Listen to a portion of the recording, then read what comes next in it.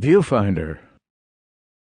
A man without hands came to the door to sell me a photograph of my house. Except for the chrome hooks, he was an ordinary-looking man of 50 or so.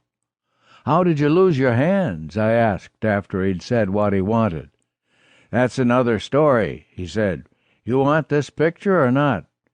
"Come in," I said. "I just made coffee." I'd just made some Jell-O, too, but I didn't tell the man I did. "I might use your toilet," the man with no hands said. I wanted to see how he would hold a cup. I knew how he held the camera. It was an old Polaroid, big and black. He had it fastened to leather straps that looped over his shoulders and went around his back, and it was this that secured the camera to his chest. He would stand on the sidewalk in front of your house, locate your house in the viewfinder, push down the lever with one of his hooks, and out would pop your picture. I'd been watching from the window, you see. "Where'd you say the toilet was?" "Down there, turn right." Bending, hunching, he let himself out of the straps. He put the camera on the sofa and straightened his jacket. "You can look at this while I'm gone." I took the picture from him. There was a little rectangle of lawn, the driveway, the carport, front steps, bay window, and the window I'd been watching from in the kitchen. So why would I want a photograph of this tragedy? I looked a little closer and saw my head in there inside the kitchen window. It made me think, seeing myself like that. I can tell you, it makes a man think. I heard the toilet flush. He came down the hall, zipping and smiling, one hook holding his belt, the other tucking in his shirt. "What do you think?" he said. "All right? Personally, I think it turned out fine. Don't I know what I'm doing?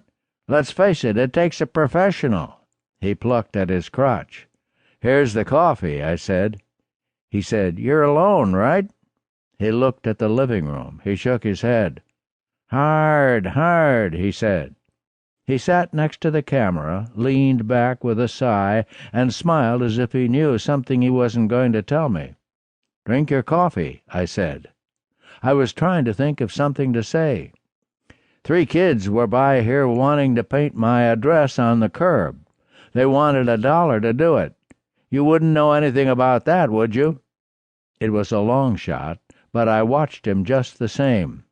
He leaned forward importantly, the cup balanced between his hooks. He set it down on the table. "I work alone," he said. "Always have, always will." "What are you saying?" he said. "I was trying to make a connection," I said. I had a headache. I know coffee's no good for it, but sometimes Jell-O helps. I picked up the picture. "I was in the kitchen," I said. "Usually I'm in the back." "Happens all the time," he said. "So they just up and left you, right? Now you take me, I work alone. So what do you say, you want the picture?" "I'll take it," I said. I stood up and picked up the cups. "Sure you will," he said. "Me, I keep a room downtown. It's okay. I take a bus out, and after I've worked the neighborhoods, I go to another downtown. You see what I'm saying? Hey, I had kids once, just like you," he said. I waited with the cups and watched him struggle up from the sofa. He said, "They're what gave me this." I took a good look at those hooks. "Thanks for the coffee and for the use of the toilet. I sympathize." He raised and lowered his hooks. "Show me," I said. "Show me how much. Take more pictures of me and my house." "It won't work," the man said. "They're not coming back." But I helped him get into his straps. "I can give you a rate," he said. "3 for $1, he said. "If I go any lower, I don't come out." We went outside. He adjusted the shutter. He told me where to stand, and we got down to it. We moved around the house. Systematic. Sometimes I'd look sideways. Sometimes I'd look straight ahead. "Good," he'd say. "That's good," he'd say, until we'd circled the house and were back in the front again. "That's 20. That's enough." "No," I said. "On the roof," I said.